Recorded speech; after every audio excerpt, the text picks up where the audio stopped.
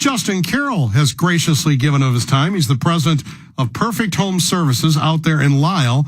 And Justin, so it's 100 years old. It's a wooden structure. It's large. We have multiple furnaces.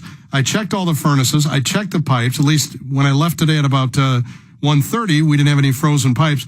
But I heard a sound like the closing of a car door that was happening woke me up several times last night. So I'm guessing every 40 minutes or so. It was not a car door, but the dogs heard it and they would react accordingly.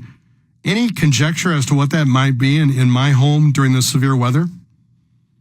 Yeah, so I have a very young home in comparison to your very old home, and I experienced the exact same thing last night as well. I would say, if a pipe burst, you would probably hear a loud noise, or could hear a very loud noise, or it could just be a trickle. I'm pretty confident what you were probably hearing if you didn't find water around the house was probably just the expanding and contracting of the materials of your home, just based on the extreme temperature change that we had. I went around and I turned on every faucet that butts up against an exterior wall. That's a must-do, right? Yeah, very wise. There's conflicting information out there about that. My opinion would be to have a light stream. Some people say, a drip, but I would prefer a light stream of both the hot and cold water. Sean Saeed is one of our associate producers. He said he's in an apartment building, and he woke up, he heard a loud bang, burst pipe.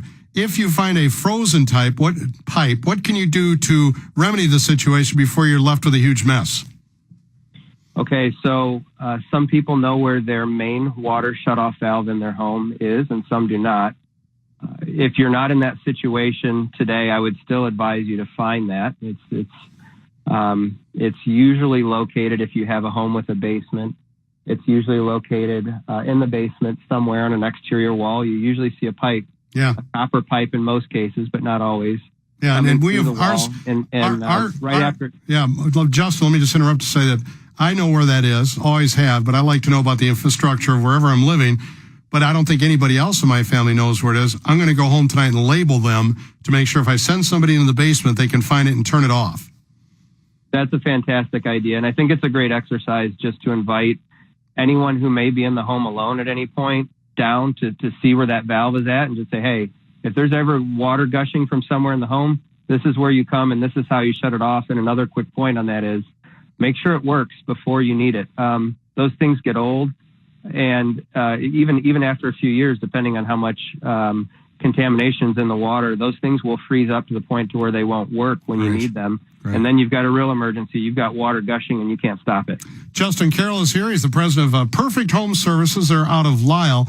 In the case of Sean, he told me he did know down in the basement of his apartment building where the water shutoff was, but he got down there and the door was frozen shut.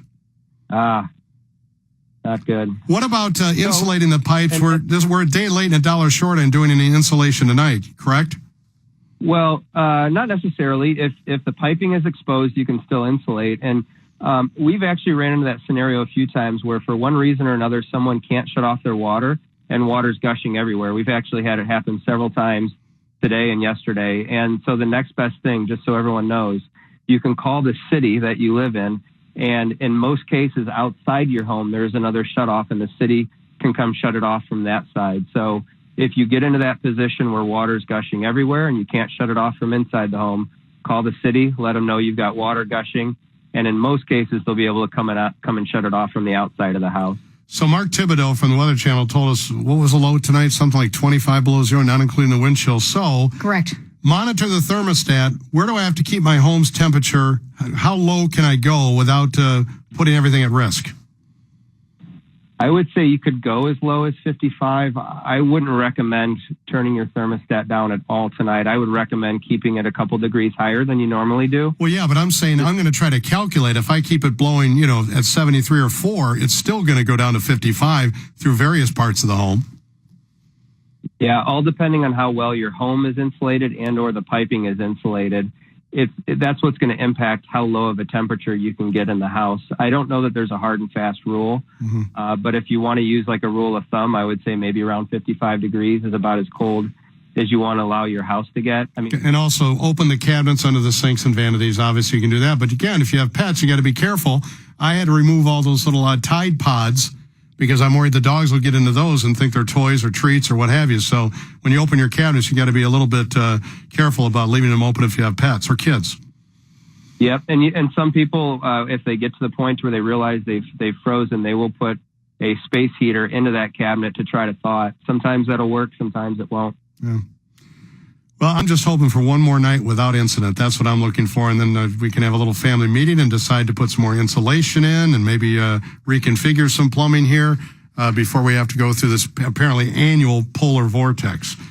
Well, thanks. I know you guys I'll say a prayer for your home, John. Thanks. Justin, I know you guys are swamped at Perfect Home Services in Lisle. I appreciate your time, and we'll call on your expertise again. Good luck. Awesome. Thank you.